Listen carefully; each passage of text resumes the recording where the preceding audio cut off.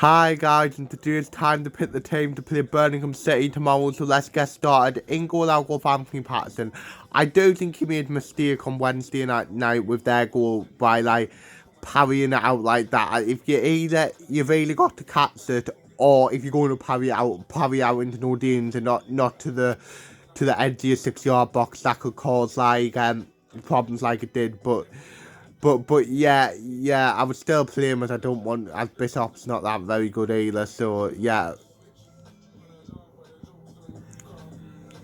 Right back to Hume, the race man, because I thought he did have a good battle against Thomas. He tried his best thing, and then he also went to left back where I think he done okay. He should have scored at the end, near the end, mind you, when Nichols, to be fair to him, did make a good save, but yeah. First centre back, I'll go for Luke O'Nien, the race man, because although O'Nien did give the free kick away, what led to the goal, what he also picked up a yellow card for, so now he's 1 yellow card away from suspension. I think he was one of the only ones that battled well, could cope with them. If you get me, and weren't too affected by the way they were playing and got stuck in whatever. So yeah, in my opinion, he was probably the best player. So yeah. The next to him, Dan Ballard, the reason why it was the same as 09 really.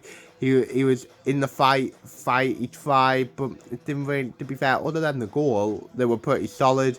But yeah, there's not too much you can do really, so yeah. Left back Leo Helder. I'll be totally honest with you, I think he struggled against Huddersfield on Wednesday. It probably was some of it with him, how much football he had played recently. He hasn't played a lot, then he played a few games, 3 games in if he plays on Saturday, 4 games in pretty much 10 days if you get what I mean. But when you look at it, I don't know who you could put there if you want to give him a rest. You could bring Pembele in, although Pembele was awful when he came off the bench the other day. You could put Hume at left back and play Sailed. What I'd like to, I think he's a decent defender, but I don't really rate him as a full back. So, or you could bring Styles in, but he won't be ready to start. So I think you're just going to have to stick with it. He also had balance, and on the whole, I think he's done okay since he came. So yeah. First centre mid, Dan Neil, because I do think that we do need to make some changes in midfield if I'm in total honesty, as time after time in midfield we've been overrun, easy to play through, awful, whatever you want to see.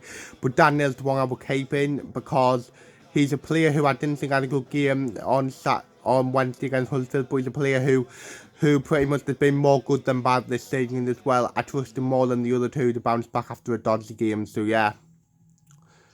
Then next to him, I might get battered. I would go for Chris Rigg. The reason why, because I think surely now it's time for him to get a start, and he's got everything that would be missing if you get me.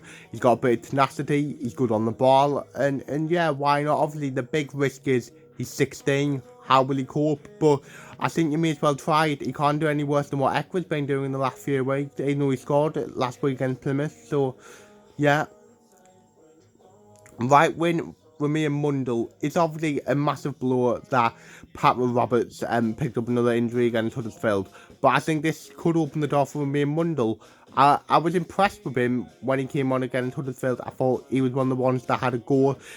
He tried to make stuff happen. He should have been sent off, mind you, but look, he didn't. So let's give him a go. Abdul Bar hasn't been great the last few games, so let's give him a go and see what he can do. He was highly rated by Tottenham, and Tottenham wanted to offer him a 5-year contract. So like I said, let's give him his first start and just see what he can do. So yeah, I don't see the harm of it.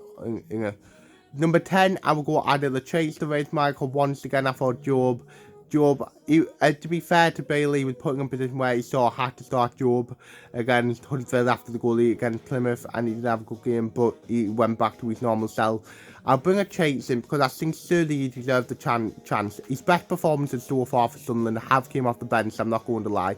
And I do think it's been a bit harsh since he made that mistake at Ipswich. He hasn't been seen. But come on, give him a chance. You're playing exile him when Ekwen Job has been playing week after week after the being awful. It's just weird. Let's just give him a chance and see what he can do. So, yeah. Left wing Jack Clark, the reason why, because I don't think he had a good game against Huddersfield on Wednesday. I thought he'd marked out the game, or what Huddersfield done is done a man marking job, 2 or 3 men on him, and they done like, well, they done what they had to do, and it's just a familiar pattern. If you stop Clark, you can stop Sunderland if you get me. It's ridiculous that we're relying so heavily on one player. He obviously got his ears in saying that he hopes he leaves in the summer of his years, and what I think some professionals shouldn't be saying it when if we did make the playoffs and win them, even though I don't think it's likely, there's still 17 games to play, but yeah. And striking Nazatari Roos, and the reason why, because I think he tried on Wednesday at night against Huddersfield, he made some good runs, he put a ball into the box, but no one was there, and yeah, I'll stick with him, so yeah.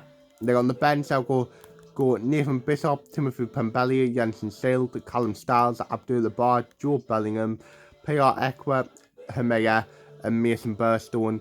So yeah, so my score prediction, I hate to be negative, but I think Tony Mowbray's going to do us if I'm in total honesty. I just don't trust us, especially away from home.